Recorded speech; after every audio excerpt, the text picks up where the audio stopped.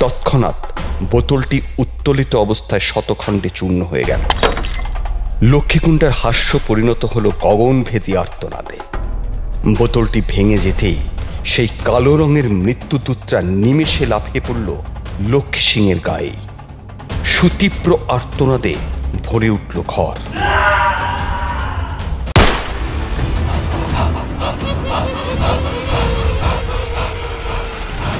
আমার এই রহস্যবাড়ি চ্যানেলটা সাবস্ক্রাইব করে রাখ আর বেল বাটন প্রেস কর, তাতে নোটিফিকেশন পাবি। লাইক কর, শেয়ার কর, কমেন্টস করতে ভুলবি না যেন।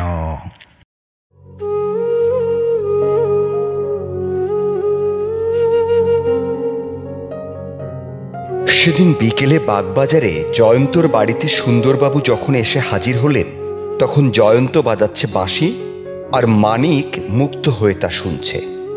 সুন্দরবাবু প্রবেশ করতেই বাঁশি হলো স্তব্ধ। মানিক নিঃশ্বাস ফেলে বলল, জয়, পদ্মবনে হলো মত্তহস্তির আবির্ভাব।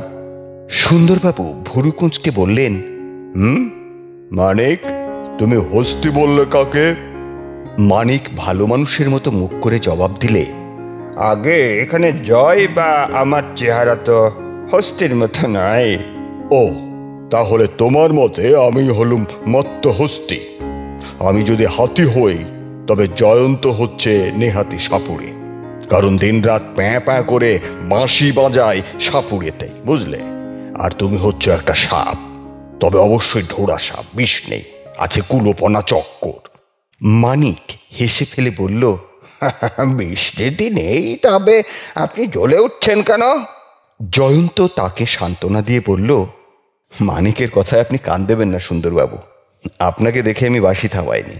পেছনে তাকালেই আপনি দেখতে পাবেন মধুর হাতে এসে গেছে বৈকালিক জলযোগের ট্রে। চায়ের তৃষ্ণাতেই আমাকে করেছে সাময়িকভাবে স্তব্ধ। জলযোগের ব্যবস্থা দেখে সুন্দরবাবুর মুখ ভাব হয়ে উঠল বেশ হাসি হাসি। বেশ কয়েকটি হিঙের কচুরি ও পরপর 2 কাপ চা নিঃশেষ করে তিনি আরামের নিঃশ্বাস ফেলে সোফায় হেলান দিয়ে বললেন, নেহা তোমাদের ভালোবাসি, তাই দরকার পড়লেই ছুটে আসি। জয়ন্ত হেসে ফেলে বলল, এ যে রীতিমতো পদ্য হয়ে গেল। যাই হোক, এখন দরকারটা জানাবেন কি? সুন্দরবাবু মুখ গম্ভীর করে বললেন, জয়ন্ত, এই কলকাতা শহরের চেনা জানা রাস্তার ওপর থেকে একটা আস্ত দোতলা বাড়ি রাতারাতি উড়ে গেছে, এ কথা কখনো শুনেছ? জয়ন্ত তীক্ষ্ণ দৃষ্টিতে তার দিকে চেয়ে বললে, না, শুনিনি, কিন্তু ব্যাপারটা একটু বুঝিয়ে বলবেন। রতনবাবু লেন হচ্ছে বরানগরে গঙ্গার ধারের একটি গলি। ওই রাস্তার 23 নম্বর বাড়িটি রাতারাতি লোপাট হয়ে গেছে। মানিক বলল, রাতারাতি বাড়িটাকে ভেঙে মাঠ করে দিয়েছে কেউ? সুন্দরবাবু মাথা নেড়ে বললেন, সব ঘটনা না বললে তোমরা বুঝতে পারবে না, খুলেই বলছি শোনো। এই বাগবাজারেই বাস করেন সাধনচন্দ্র বসু। তার নাম নিশ্চয় তোমরা শুনেছ। অনেকগুলো ব্যবসা আর অনেক টাকার মালিকও তিনি। সাধনবাবুরা 2 ভাই। ছোট ভাই গগনচন্দ্র কিন্তু ছোটবেলা থেকেই কুসঙ্গে মিশে একেবারেই নষ্ট হয়ে গিয়েছিল, কিন্তু ভাইয়ের উপরে সাধনবাবুর অগাধ স্নেহ। তিনি অনেক উপদেশ দিয়ে তাকে সৎপথে ফিরিয়ে আনবার চেষ্টা করেন প্রায়ই, কিন্তু সবই বৃথা। গগনচন্দ্র ক্রমেই নিচে নামতে নামতে ইদানিং সাংঘাতিক এক গন্ডার দলের খপ্পরে পড়ে গিয়েছিল। দলটা নতুন, কিন্তু তাহলেও দলের সর্দার লক্ষ্মী সিং এর বিরুদ্ধে ইতিমধ্যে 10-12টা রাহাজানি ও ব্যাংক লুঠের মামলা আছে। তবে একটা মজার ব্যাপার বলে নিই, আমরা অর্থাৎ কলকাতার পুলিশ সব গুন্ডাকেই চিনি, কিন্তু এই নতুন গুন্ড সর্দার লক্ষ্মী সিং বা তার দলবল পুলিশের কাছে এখনো অচেনা রয়ে গেছে। ওর আস্তানা বা ওর নারী নক্ষত্র আমরা জানি না এখনো। গহনার দোকান বা ব্যাংক লুটের সময় লক্ষ্মী গুন্ডার দলে গগনচন্দ্রও ছিল, তা আমরা জানি। পুলিশ কিন্তু সাধনবাবুর অনুরোধে ও প্রভাবে গগনচন্দ্রকে পলাতক আসামি ধরে নিয়ে এখনো কোনো মামলা আনেনি। দিন 5 আগে রাত প্রায় 12টায় গগন অকস্মাৎ প্রায় ধূমকেতুর মতোই দাদার কাছে এসে হাজির হয়। এবারে কিন্তু তার অন্য মূর্তি। সে অনেক কান্নাকাটি আর কাকুতি মিনতি করে সাধনবাবুকে জানায় যে তার সুমতি হয়েছে, সে এবারে কুসঙ্গ ত্যাগ করে ভদ্র জীবন কাটাতে চায়। কিন্তু দল ছাড়লে গুন্ডারা নিশ্চয় তাকে খুন করবে।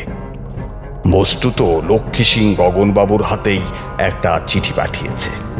তার বক্তব্য হলো 3 দিনের মধ্যে যদি সাধনবাবু তাকে 1 লক্ষ নগদ টাকা দেন তবে সে গগনকে মুক্তি দেবে। কিভাবে টাকা দিতে হবে তার নির্দেশও ছিল। চিঠি পৌঁছে গগনকে ফিরে যেতে হবে সাধনবাবুর মতামত জেনে নিয়ে। টাকা দিতে রাজি থাকলে পরদিন রাতে একটা গাড়ি আসবে, সাধনবাবু নিজে টাকা নিয়ে সেই গাড়িতে চড়বেন, গাড়ি তাকে লক্ষ্মীর ডেরায় নিয়ে যাবে, টাকার লেনদেন হবে আর কি। সেই গাড়িতেই 2 ভাই ফিরে আসবেন। লক্ষ্মী হুমকি দিয়েছিল যদি সাধনবাবু দ্বিতীয় কোনো ব্যক্তিকে এই ব্যাপারে বিন্দু বিসর্গও জানান তবে পরদিনই তার ভাইয়ের ছিন্নমুণ্ড তাকে উপহার পাঠানো হবে। পরদিন কালো রঙের একটা বন্ধ মোটর গাড়ি এলো এবং সাধনবাবু টাকা সঙ্গে নিয়ে চললেন ওতে। গাড়িতে শুধুই ড্রাইভার। বুঝতেই পারছো সাধনবাবুর সাহস অসীম। তিনি একটি ছোট পিস্তলও সঙ্গে নিয়েছিলেন। গাড়ি ছাড়বার কিছু পরেই কিন্তু কোনো অজ্ঞাত কারণে সাধনবাবু সংজ্ঞা হারিয়ে ফেলেন। যখন ফের তার জ্ঞান ফিরে এলো তখন দেখলেন তখনও তিনি গাড়িতেই। গাড়ি একটি গলিতে ঢুকছে। হেডলাইটের আলোয় গলিটার নামও তিনি পড়তে পারলেন, রতনবাবু লেন। গাড়ি এসে দাঁড়ালো ফটকওয়ালা পুরনো বাড়ির সামনে। বাড়ির নম্বরও তার চোখে পড়ে, তা হলো 23। নির্জন অন্ধকার বাড়ির গলিঘুঁজি পেরিয়ে তাকে হাজির করা হলো দোতলার একটি ছোট্ট ঘরে। ওই ঘরে বসেছিল লক্ষ্মী সিং। সাধনবাবু তাকে 1 লক্ষ টাকা দেন আর বলেন তার ভাইকে ডেকে দিতে। লক্ষ্মী তখন যেন দুঃখিত ভাবে ঘাড় নেড়ে তাকে বলে যে যেহেতু সাধনবাবু সঙ্গে পিস্তল নিয়ে এসেছেন তাকে সেজন্য আরো 1 লক্ষ টাকা জরিমানা দিতে হবে। আজ তিনি ফিরে যান, পরদিন ফের গাড়ি যাবে। ঠিক এইভাবে যদি তিনি আরো 1 লক্ষ টাকা আনেন তবে ওই গাড়িতেই 2 ভাই একসঙ্গে ফিরে যাবেন। সাধনবাবু বুঝলেন অজ্ঞান অবস্থায় তাকে তল্লাশি করা হয়েছে। সাধনবাবু শুধু সাহসী নন, তিনি বুদ্ধিমানও। তিনি বললেন ঠিক আছে, পরদিন তিনি টাকা দেবেন, কিন্তু ভাইয়ের সঙ্গে তাকে কথা বলতে দেওয়া হোক। লক্ষ্মী তখন শয়তানি হাসি হেসে তাকে সঙ্গে করে অন্য একটি ঘরে আসে। সেই ঘরে ঢুকতে ভয়ানক এক দৃশ্যের সামনে সাধনবাবু দাঁড়ালেন। জোরালো আলো জ্বলছে, ঘরটি জানলা নেই, একটি মাত্র দরজা। মাঝখানে লোহার খাটের সঙ্গে আষ্টে পৃষ্ঠে বাঁধা অবস্থায় তার ভাই চিত হয়ে পড়ে রয়েছে। তার বুকের আর পেটের উপরে মুখ বন্ধ 2টি বোতল রাখা। বোতল দুটির ভেতরে মূর্তিমান দুঃস্বপ্নের মতো নড়াচড়া করছে 2 জোড়া মিশমিশে কালো বিঘত খানিক লম্বা পাহাড়ি কাঁকড়া বিছে, যাদের এক কামড়েই নিশ্চিত মৃত্যু।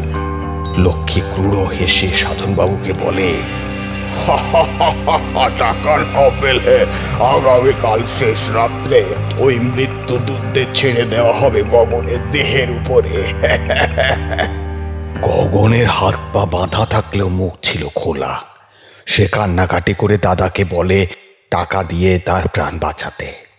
সাধনবাবু রাজি হয়ে ফিরে আসেন। ফেরার পথে ওই একই অজ্ঞাত উপায়ে কিছুক্ষণের জন্য তার চৈতন্য লোপ করা হয়। পরদিন হলো প্রায় একই নাটকের পুনরাবৃত্তি, অর্থাৎ সেই কালো গাড়ি। টাকা নিয়ে সাধনবাবু তাতে সওয়ার হবার কিছুক্ষণের মধ্যেই তার সংজ্ঞানাশ। কিন্তু এদিন তার জ্ঞান ফিরে আসতে তিনি নিজেকে আবিষ্কার করলেন বরানগরের জনমানবহীন গঙ্গা তীরে কাদায় শায়িত অবস্থায়। সঙ্গের অর্থ উধাও। অতি কষ্টে ফিরে এসে জানলেন গগনচন্দ্রের কোনো সংবাদ নেই। পরদিন সাধনবাবু পুলিশে খবর দিলেন। কলকাতায় রতনবাবুর লেন একটি আছে, আর তা হলো বরানগরে। আমি সেপাই সান্ত্রে নিয়ে 23 নম্বর বাড়ির খোঁজে বের হই। মাঝারি গলি পথ, গঙ্গা তীরে পৌঁছে শেষ। গিয়ে দেখা গেল যে 22 নম্বরের পাশে পড়ে আছে খানিকটা ফাঁকা জমি, তারপরেই ঢালু গঙ্গার পাড়। 23 নম্বরের বাড়ির কোনো অস্তিত্বই নেই। পাড়ার লোকে বলল ফাঁকা জমিটি 23 নম্বর প্লট বটে, কিন্তু ওখানে দোতলা কেন, সিকিতলা বাড়ির অস্তিত্ব কোনোদিন ছিল না। সাধনবাবুর অ্যাডভেঞ্চারের সেই বাড়িটি তাহলে কোথায় গেল? মোটামুটি এই হচ্ছে মামলা। লক্ষ্মী সিং, গগনচন্দ্র, কালো মোটর, লক্ষ্মীর আস্তানা, সেই দোতলা বাড়ি সবই হাওয়ায়। জয়ন্ত কিছুক্ষণ চুপ করে থেকে বলল, কিন্তু বিবরণ শুনে আমার কৌতূহল জাগ্রত হচ্ছে বটে। আপনি ঠিক জানেন যে দ্বিতীয় কোনো রতনবাবু লেন কলকাতা বা তার আশেপাশে নেই? ঠিক জানি, নেই। ভুল ঠিকানা নিয়ে মানুষ নাজেহাল হয় বটে, এক্ষেত্রে ঠিকানায় পৌঁছেও সাধনবাবু আবার তা হারিয়ে ফেললেন। কিন্তু বলুন তো সুন্দরবাবু, মুক্তিপণ আদায় করাই যদি গুন্ডাদের একমাত্র উদ্দেশ্য হয়, তবে তারা এত ব্যবস্থাপত্র করে সাধনবাবুকে নিজেদের ডেরায় নিয়ে গিয়ে তুলতে ব্যস্ত হলো কেন? নিজেদের ঠিকানা সাধনবাবুকে তারা জানতে দিল কি জন্যে? সুন্দরবাবু বললেন, আমার তো ভায়া মাথায় কিছু আসছে না। জয়ন্ত আড়মোড়া ভেঙে উঠে বলল, এসব প্রশ্ন আপাতত থাক। সাধনবাবুদের বাড়ি তো কাছে, মানিক আর আমাকে সাধনবাবুর সঙ্গে পরিচয় করিয়ে দেবেন নাকি? সুন্দরবাবু গর্জন করে বললেন, সানন্দে। দেখা গেল জয়ন্ত মানিককে সাধনবাবু বিলক্ষণ চেনেন। তার প্রাসাদোপম অট্টালিকার বৈঠকখানায় বসে জয়ন্ত প্রশ্ন করল, লক্ষ্মীগুন্ডার লেখা চিঠি কি আপনার কাছে এখনো আছে? গৌরবর্ণ সুপুরুষ মাঝবয়সী সাধনবাবু তার প্রশস্ত টাকে হাত বুলিয়ে বললেন, বোধহয় আছে। একটি চিরকুট এনে তিনি জয়ন্তর হাতে দিলেন। গোটা গোটা বাংলা অক্ষরে সাধারণ কাগজে লেখা। চিঠির মর্ম সুন্দরবাবুর মুখে জয়ন্তরা আগেই জেনেছে। মানিক দেখল চিরকুটটিতে চোখ রেখে জয়ন্ত ধীরে ধীরে তার শামুকের নস্যদানি বের করে সশব্দে নস্যি নিল।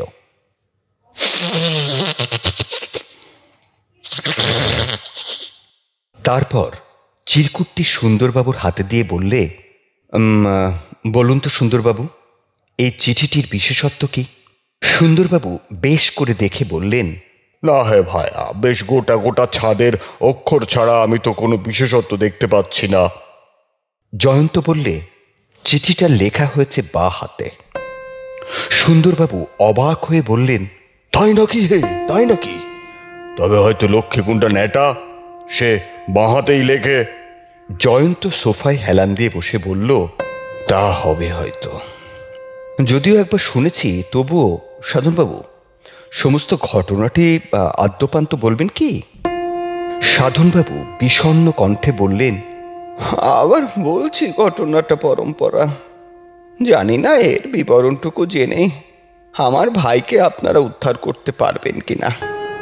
সাধনবাবুর বিবৃতি শোনার পর জয়ন্ত বলল, আপনাকে কয়েকটা কথা জিজ্ঞেস করব? প্রথম রাত্রে আপনি যখন কালো গাড়িতে সওয়ার হন তখন ঠিক কটা বেজেছিল জানেন? আনি বই কি, আমার কবজিতে বাঁধা হাতঘড়িতে তখন ঠিক 9:30। আপনার যখন মূর্ছা ভঙ্গ হলো, অর্থাৎ গুন্ডাদের আড্ডায় যখন গিয়ে পৌঁছলেন, তখন? ওই ভয়ানক বাড়ির ফটকে যখন পৌঁছই তখন আমার হাতঘড়িতে বেজেছিল 10:05। ফেরবার পথেও বড় জোর 40 মিনিটের বেশি সময় কাটেনি। প্রায়শই হাতঘড়ি দেখা আমার অভ্যাস কিনা। জয়ন্ত উৎসাহিত কণ্ঠে বলল, আপনার এই অভ্যাসের জন্য তদন্তের খুবই সুবিধে হবে। আচ্ছা, এখন ভেবে বলুন তো, ওই বাড়িটার কোন কোন বিশেষত্ব আপনার চোখে পড়েছিল? সাধনবাবু ভেবে চিনতে বললেন, বাড়ির গায়ে ফাঁকা জায়গার আভাস পেয়েছিল। মনে হয়েছিল বাড়িটার নদীর তীরে। আশেপাশে ছিল গোদাম ঘরের মতো মস্ত চালা, সবই অন্ধকার। ওই ফটকওয়ালা পুরনো বাড়িটিও আগাগোড়া অন্ধকারে ডুবেছিল। ফটকের বাইরে স্পষ্ট 23 নম্বর চোখে পড়েছিল।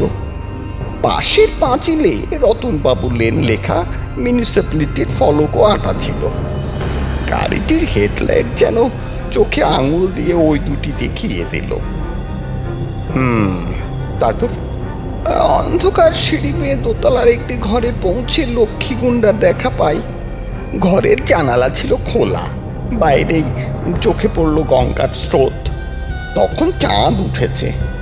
জয়ন্ত জিজ্ঞাসা করলে, আচ্ছা, আকাশের চন্দ্রোদয় আপনি প্রত্যক্ষ করেছিলেন? চন্দ্রোদয় প্রত্যক্ষ না করলেও স্রোতের জলে চাঁদের প্রতিবিম্ব ভেঙে ভেঙে গিয়ে জলের মধ্যেই চাঁদের টুকরোর বিভ্রম জাগাচ্ছিল।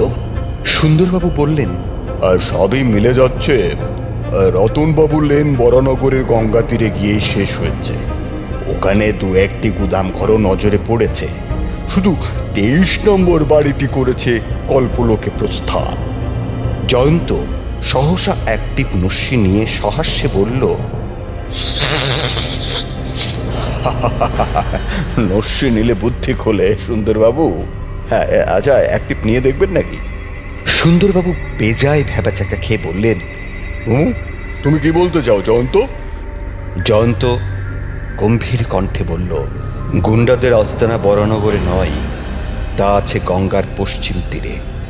সুন্দরবাবু, সাধনবাবু ও মানিক তিনজনেই তার মুখের দিকে অবাক হয়ে চেয়ে রইলেন। জয়ন্ত বলল, স্বয়ং প্রকৃতি আলো হাতে আমাদের পথ নির্দেশ করেছেন। আজ হচ্ছে কৃষ্ণপক্ষের রাত্রি। দিন 5 আগে ছিল কৃষ্ণপক্ষেরই তৃতীয়া কি চতুর্দশী। প্রথম প্রহরের শেষে চন্দ্রোদয় হয়েছিল পূব দিকেই, কিন্তু গঙ্গার পূব পাড়ে বসে সাধনবাবু গঙ্গার জলে চাঁদের প্রতিবিম্ব দেখতেই পারেন না। তা পারেন যদি উনি অচৈতন্য অবস্থায় নীত হয়ে থাকেন গঙ্গার পশ্চিম তীরে। সুন্দরবাবু প্রকাণ্ড হা করে থেকে তারপর বললেন, জয়ন্ত, তুমি আমার কান মুলে দাও। ছ্যা রে আমার বুদ্ধি। জয়ন্ত হাসি মুখে বললে, বুদ্ধির দোষ নেই, সময় মতো আপনি তা খেলান না। যেমন চিঠির লেখা যে বাঁ হাতের, এর তাৎপর্য আপনার মাথায় এখনো ঢোকেনি। অর্থাৎ এ চিঠি প্রকৃত ন্যাটা লোকের লেখা নয়। সেক্ষেত্রে অক্ষরগুলির এত গোটা গোটা কাঁপা কাঁপা চেহারা হতো না। তাহলে বাঁ হাতে লেখা হয়েছে কেন? মানিক বললে, তুমি কি ইঙ্গিত করছো লক্ষ্মীগুন্ডা সাধনবাবুর পরিচিত? সাধনবাবু বললেন, মোটেই নয়। লক্ষ্মীগুন্ডা ভীমাকৃতি, বিষম বলশালী, নিম্ন শ্রেণী। তাকে জীবনে দেখিনি। জয়ন্ত বললে, সম্ভব। গগনবাবু কি বলেছিলেন চিঠিটি লক্ষ্মীগুন্ডার নিজে হাতে লেখা? সাধনবাবু ভেবে বললেন, লক্ষ্মীগুন্ডা এই চিঠিটি লিখেছে, গগন একথাই বলেছিল। জয়ন্ত চুপ করে রইল। মানিক বললে, গঙ্গার পশ্চিম তীর একটুখানি জায়গা নয় গো, গুন্ডাদের আস্তানা। পশ্চিম তীরে তা জানা গেলেও আমাদের কোনো সুবিধা হবে কি? জয়ন্ত বললে, এটুকু বোঝা গেল যে বরানগরের রতনবাবু লেনের 23 নম্বর বাড়িতে সাধনবাবুকে নিয়ে হাজির করা বিরাট একটা ধোঁকাবাজিরই অঙ্গ। আমাদের খুঁজতে হবে। গঙ্গার ওপারে পৌঁছবার জন্য মনে হয় বালি ব্রিজ ব্যবহার করা হয়েছে। আমার বিশ্বাস বেলুড় বা বালির গঙ্গার ধারে ধারে খোঁজ করলে সাধনবাবুর দেখা বাড়ি বা গলি পাওয়া যাবে। সুন্দরবাবু বললেন, বেশ, এখন হাওড়া থেকে বালে পর্যন্ত গঙ্গার ধার চষে ফেলতে হবে পুলিশকে। জয়ন্ত বলল, না না না না না, হাক ডাক করেও কাজটি করা চলবে না, বুঝলেন। আমি ইতিমধ্যে আরও একটু চিন্তা করে নিই, ওই ধোঁকাবাজির কারণটা বোঝবার চেষ্টা করি। আচ্ছা সাধনবাবু, গগনবাবুর লেখা কোনো চিঠিপত্র বা চিরকুট কি আপনার কাছে আছে? সাধনবাবু বললেন, হ্যাঁ, তার লেখা দু একটি পুরনো চিঠি আমার কাছে আছে। সাধনবাবু একটি কাগজ এনে দিতে সেখানি আর লক্ষ্মীগুন্ডার লেখা চিঠিখানি পকেটে পুরে জয়ন্ত বললে, এ দুটি আপাতত আমার কাছে থাক। পরদিন সকাল চা পানের সময় জয়ন্তর বাড়িতে উত্তেজিতভাবে ঘটল মানিকের আবির্ভাব। হাতে তার সংবাদপত্র। জয় জয়, নিদারুণ দুঃসংবাদ। জয়ন্ত চকিত হয়ে বললে, কিরকম? গত রাত্রে লক্ষ্মীগুন্ডার দল সাধনবাবুর বাড়ি চড়া হয়ে সাধনবাবুকে করেছে নির্মমভাবে হত্যা। জয়ন্ত চমকে উঠে কাগজখানা টেনে নিয়ে সবটুকু পড়ে অত্যন্ত গম্ভীর হয়ে গেল। কিছু পরেই সুন্দরবাবুর আগমন। তার মুখ বিষম দুশ্চিন্তাগ্রস্ত। তিনি আসন গ্রহণ করেই বললেন, বড়ই সাংঘাতিক ব্যাপার। এতদিন গুন্ডামের হাজানি করলেও এই প্রথম কক্ষী গুন্ডা মানুষ খুন করলো। জয়ন্ত বললে, নিশ্চয়ই আপনি তদন্ত সেরে আসছেন। ব্যাপার কি ঘটেছিল আদ্যপান্ত বলুন তো। লক্ষ্মীর দলে 4-5 জন লোক ছিল। সাধনবাবুর দারোয়ানকে জখম করে ওরা বাড়িতে ঢোকে। বাড়ির অন্যান্য লোকজন বাধা দিতে এলে মুখোশ পরা ভীমাকৃতি জোয়ান লক্ষ্মী গুন্ডা মুখোশের আড়াল থেকে নিজের পরিচয় জানায়, আর তৎক্ষণাৎ সবাই কচি খোকার মতোই অজ্ঞান হয়ে ঢুলে পড়ে। সাধনবাবু নিজের ঘরে ছিলেন ঘুমন্ত। গুন্ডারা বিছানায় শায়িত অবস্থাতেই ছোড়ার ঘায়ে তাকে হত্যা করল।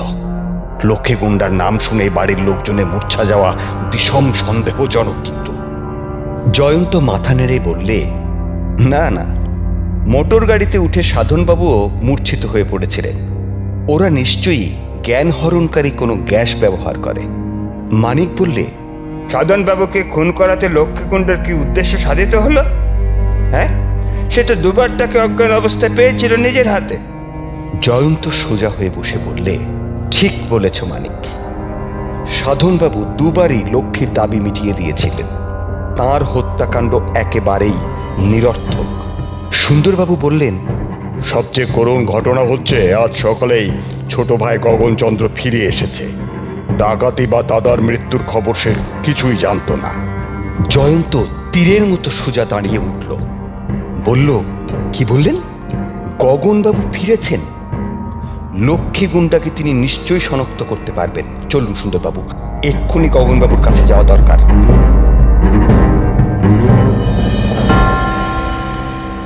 এমনিতেই গগনচন্দ্রের চেহারা বেশ সুন্দর, তবে দাদার শোকে এখন বেচারি মুহ্যমান।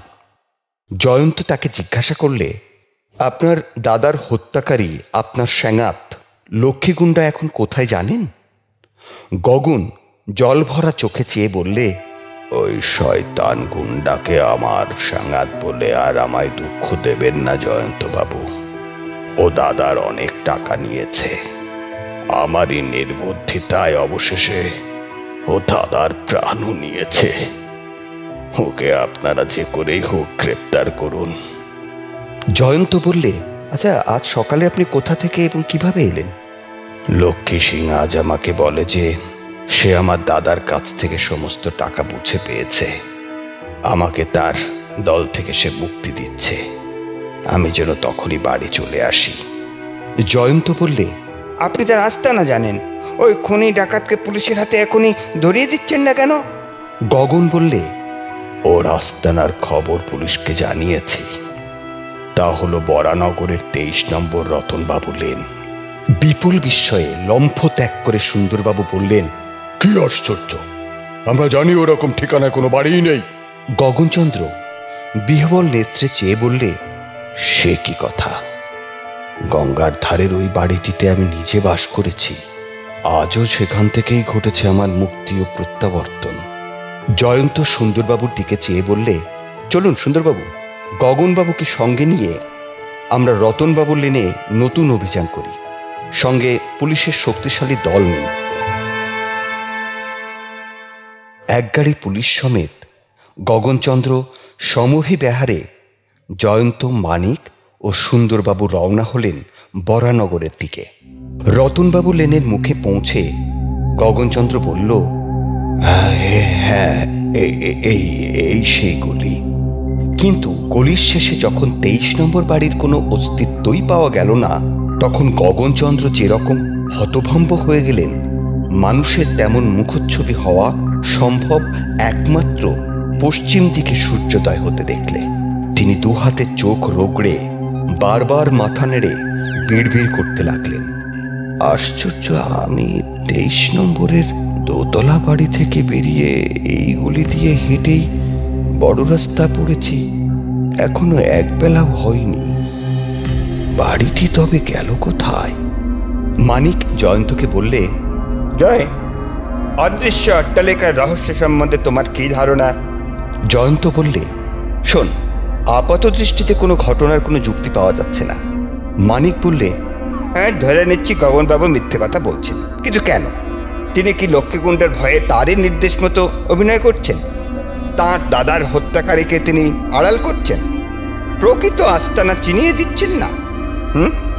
জয়ন্ত মাথা নেড়ে বললে, না না না না, ব্যাপারটা তার চেয়েও জটিল মানিক। আমরা যদি লক্ষ্মীগুণ্ডার প্রকৃত আস্তানা খুঁজেও পাই, আমার বিশ্বাস লক্ষ্মীগুণ্ডাকে সে আস্তানায় পাওয়া যাবে না। অবশ্য লক্ষ্মী সিংকে কোথায় পাওয়া যাবে তা আমি জানি হয়তো।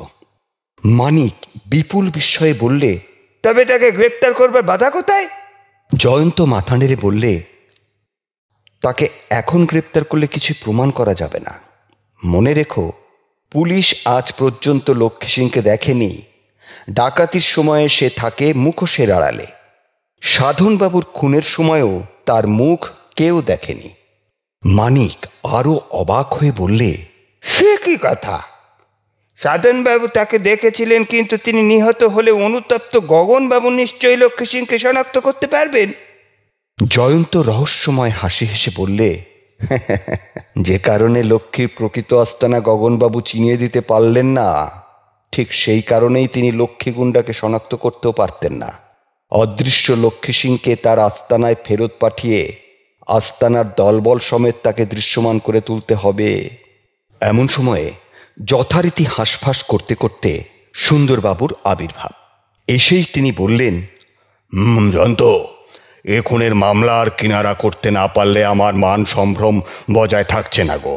লক্ষ্মী সিংকে গ্রেপ্তারে কি করা যায়?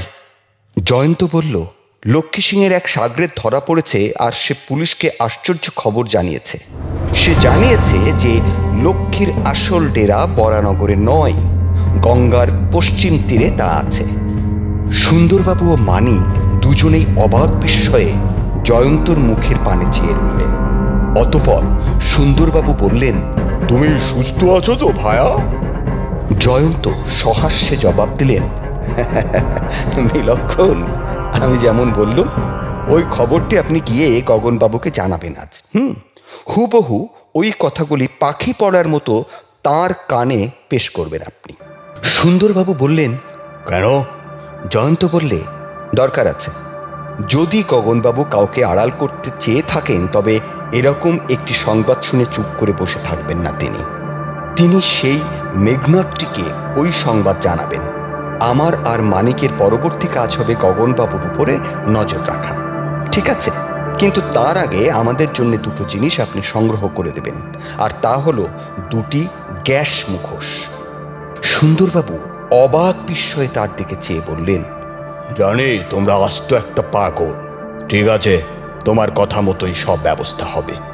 সেদিনই সন্ধ্যাবেলা সুন্দরবাবুকে নিয়ে জয়ন্ত আর মানিক হাজির হলো সাধনবাবুর বাড়িতে। সুন্দরবাবু গগনবাবুকে বললেন, খুবই একটা দুঃসংবাদ আছে গগনবাবু। লক্ষ্মীর এক সাগরেদ ধরা পড়েছে। সে কিন্তু আশ্চর্য কথা বলছে। গগনবাবু সবিস্ময়ে বললেন, কি রকম? সে বলছে যে লক্ষ্মীর আস্তানা বরানগরে নয়, বালি ব্রিজ পার হয়ে ওপারে যেতে হবে তার খোঁজে। গগনবাবু আকাশ থেকে পড়লেন, তাই নাকি?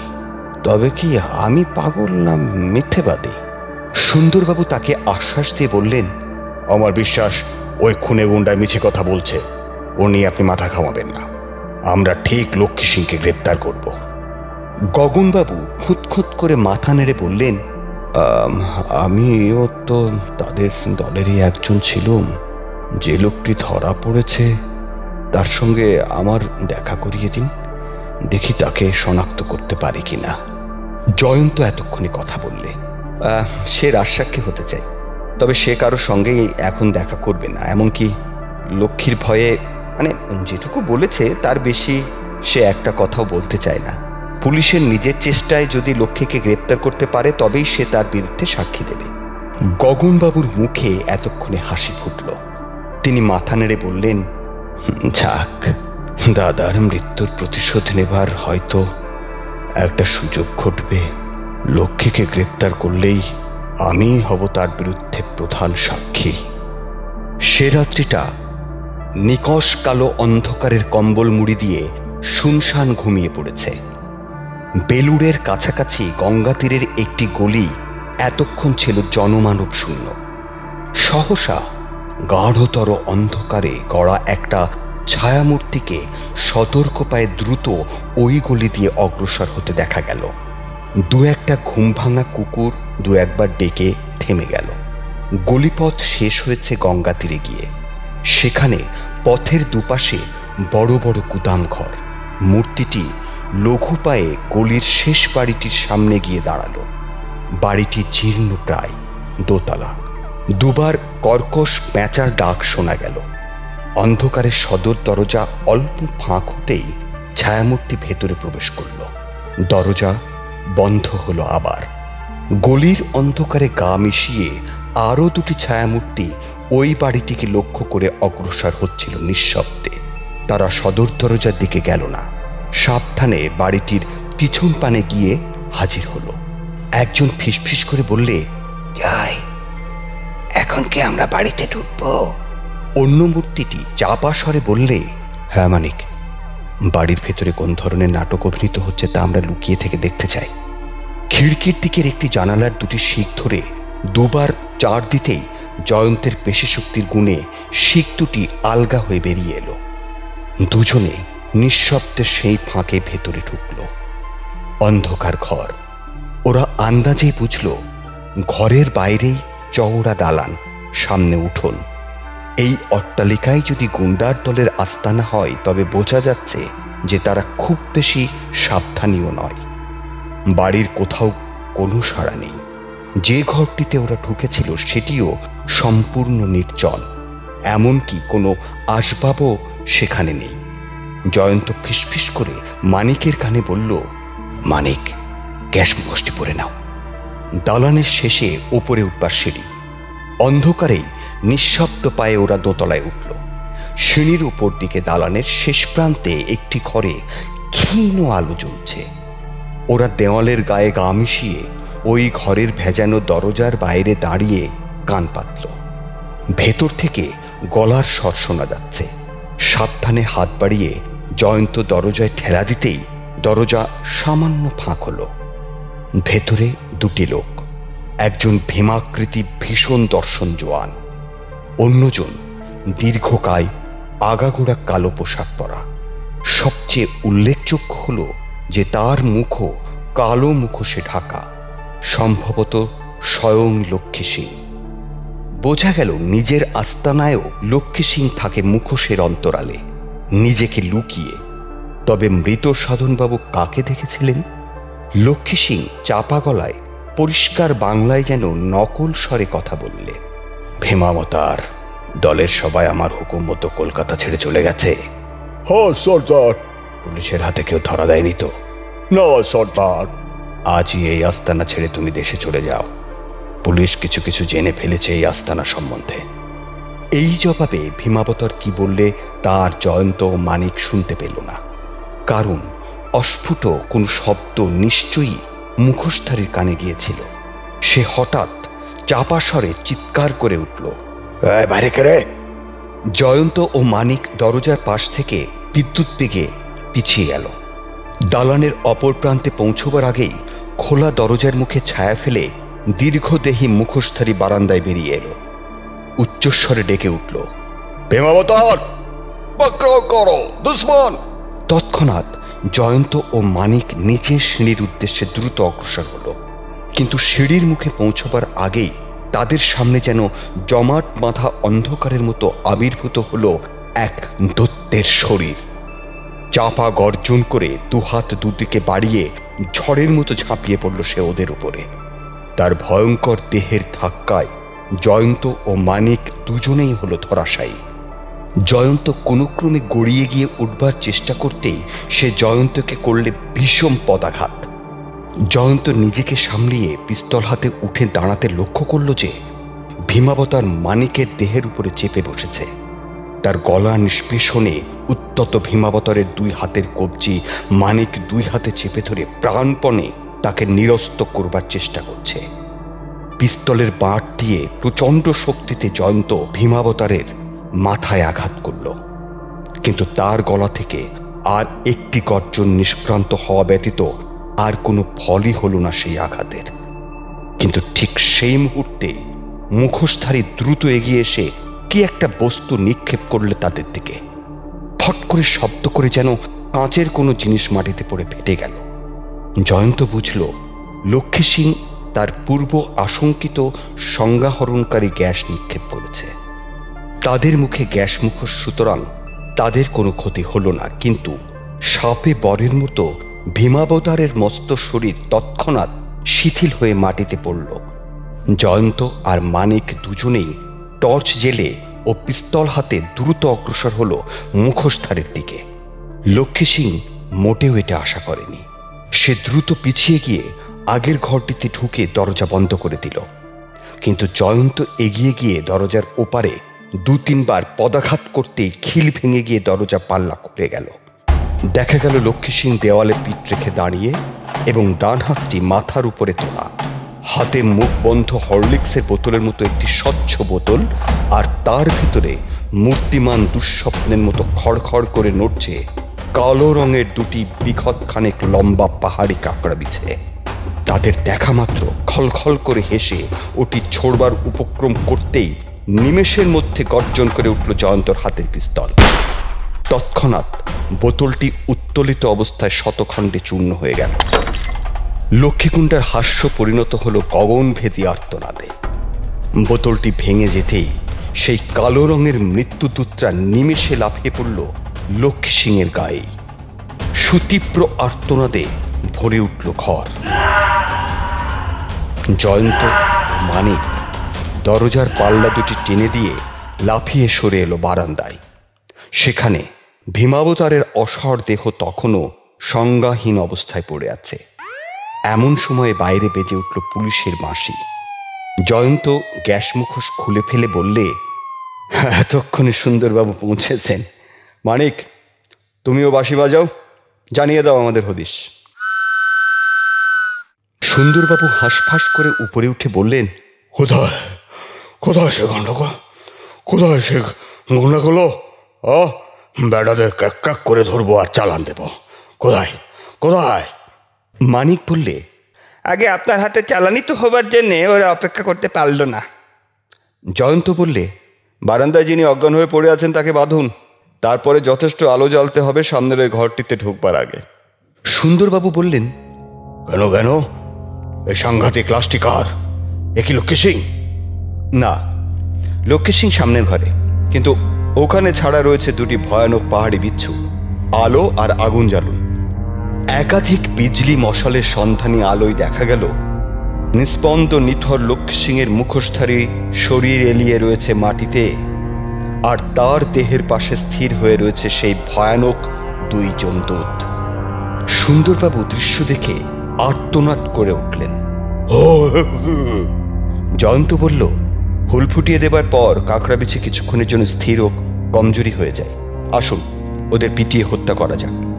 জয়ন্ত লক্ষ্মীর স্থির দেহের পাশে নিচু হয়ে বসে তার নাড়ি দেখল। জীবনের লক্ষণ অতি ক্ষীণ। তারপর বলল, না, বোধহয় বাঁচবে না। এই নৃশংস লোকটি সাধনবাবুকে হত্যা করেছে। আমাদেরও হত্যা করবার জন্যই প্রস্তুত ছিল, তবে ফাঁসি কাঠে না ঝুলে এভাবেই লক্ষ্মী সিং তার দাদার কাছে রওনা হয়ে যাক। সবিস্ময়ে সুন্দরবাবু শুধলেন, দাদার কাছে? হ্যাঁ, এই দেখুন, বলে জয়ন্ত লক্ষ্মীর মুখোশটি এক টানে খুলে ফেলল। সুন্দরবাবু অবাক বিস্ময়ে চিৎকার করে উঠলেন, গগনচন্দ্র! জয়ন্ত বলল, হ্যাঁ, গগনচন্দ্র, লক্ষ্মী সিং একই লোক, একই ব্যক্তি। গগনচন্দ্র লক্ষ্মীগুণ্ডার দলের খপ্পরে পড়েনি। সে নিজেই দল গড়েছিল, নিজের নাম দিয়েছিল লক্ষ্মী সিং।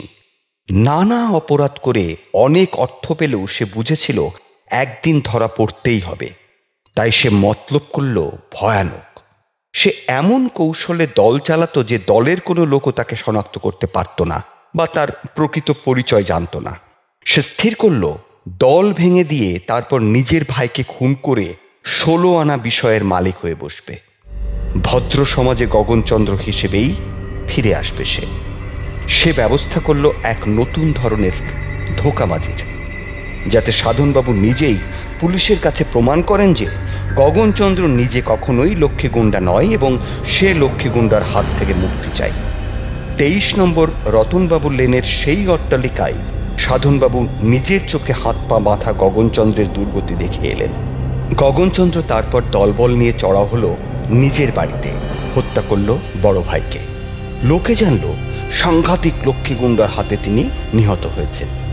গগনচন্দ্র পরের দিন ভালো মানুষের মতো ফিরে এলো, ভান করল শোকের, প্রকাশ করল খুনি লক্ষ্মীর উপর তার ঘৃণা। ঠিকানার কারসাজি করে চাইল পুলিশকে বিপথে চালিত করতে। রতনবাবু বললেন ও 23 নম্বর লেখা ফলকগুলি ওর ধোঁকাবাজির অঙ্গ, কিন্তু ও কয়েকটি ছোটখাটো ভুল করেছিল। নিজেই বাঁ হাতে চিঠি না লিখে অন্যকে দিয়ে লেখাতে পারত। আমার তখনই সন্দেহ হয় যে তার হাতের লেখা নিশ্চয়ই সাধনবাবুর পরিচিত। গুন্ডার দলে এমন কোন ব্যক্তি থাকতে পারে যার হাতের লেখা সাধনবাবু চিনতে পারবেন? স্বভাবতই গগনচন্দ্রের কথাই মনে আসে।